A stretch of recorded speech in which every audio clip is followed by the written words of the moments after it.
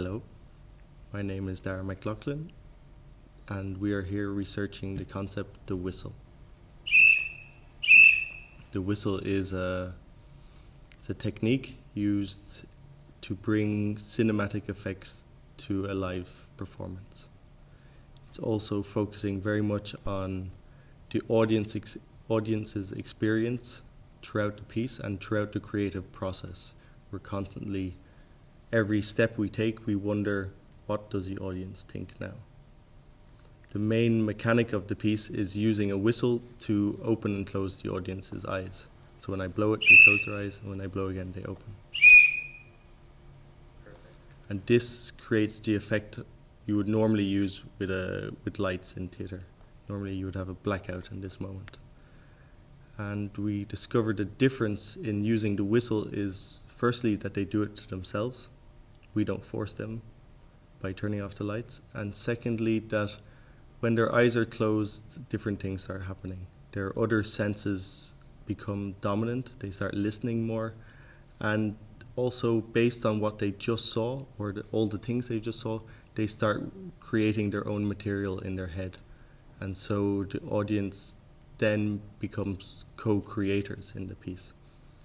And we found that sometimes they would create things that we didn't plan on them making at all because it's their own imagination.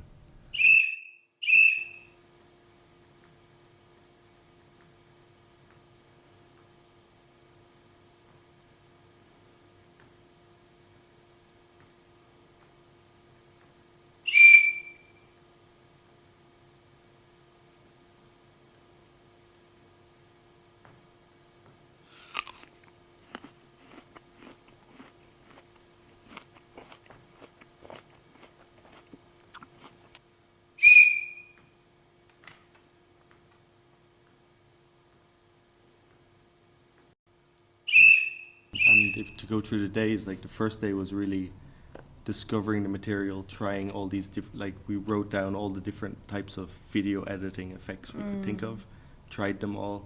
We had 3 storylines in the final showing. We tried out different things. It was very, very technical and a lot of juggling material and not anything else really. And we didn't experiment with what kind of potential there is in the blackness or the off sequences, and so that was what we began working on the second day, using them actively to kind of activate the audience. And we realized in the first day when we looked through the timeline there was a kind of point where it stopped working. It was kind of a really clear point, and I felt it when I was on stage that I stopped hearing reactions that I heard at the start, and we were kind of like, okay, there has to be something that keeps the people in, that we can still have the same ideas and same format, and so that thing was really that we let the people in the dark with their eyes closed, and then they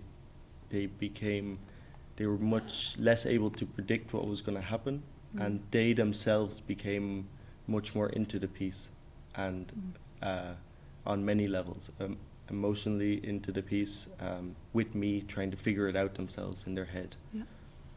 So I think that was a very important discovery. Like, which is the moment where it can't just be scenes by themselves. It needs to have, the whole format has to change sometimes. Yeah.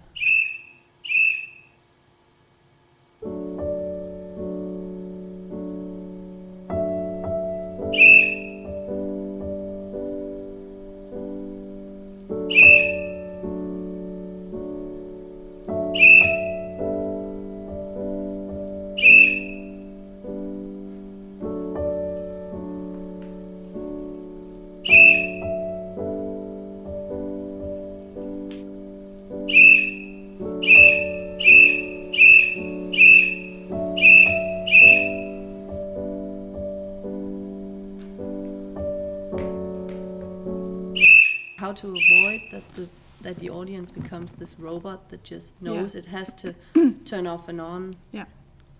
If we did that, we could just use lights almost. Yes, exactly. Yes. Yeah. And so this idea that they're really, they create this confidence in each other as an audience that everyone else is doing it, and they know that at one point I'll turn them on again, or I'll make them open their eyes. And yeah, just this idea that you're just closing your eyes and everyone else is doing it, and you know something's happening in front of you, and you get this weird activity, I guess, in your head.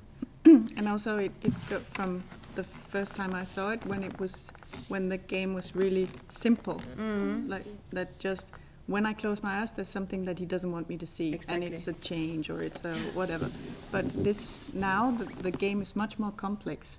So it's like when I have my eyes open, he wants to tell me something, and when I have my eyes closed, he wants to tell me something else as well. And Yeah, it's not so- only active in the sequence where the darkness or whatever we call it is saying anything. It's also next time I have to Yes.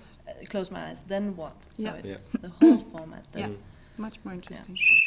Like I think the next steps we have to play with, one is playing with an extra character. And I think to not have the extra character as an equal, but a minor character, I think that would be stronger. Because then they could have just a very specific role or be an identifier for a certain narrative. Yes. And I really like the idea of having multiple narratives and them getting lost. And people know directly, like, wait, you're not supposed to be here. And you really see that they don't fit, and whatever, if they're playing music, that is really the wrong time. And to see how to play with that. Yes. Multiple whistles, this is definitely one we have to play with. Yeah. I like the idea of that Luca was talking about, this, that because he hears where I'm going, he knows where I'm going to be. Yes. And to completely break what he knows, because he was so sure. Yes. And today he was really right, because it Yes. was quite simple to follow. But Yeah. especially if I had a double or even alone to play with, the idea filling up the stage, but Yes. then when they look, there's only a lemon there. Yeah. There's two things that can happen. One is they're right, and the other is they're wrong. And if they're wrong, it has to be better than what they imagined it to be. Yes. If they're wrong and it's just something random, then they're like, well, of course I couldn't have thought of that. Yeah. But Yeah. if they're wrong and it's really good what happened, then Yes. they're even happier, I Yeah. think.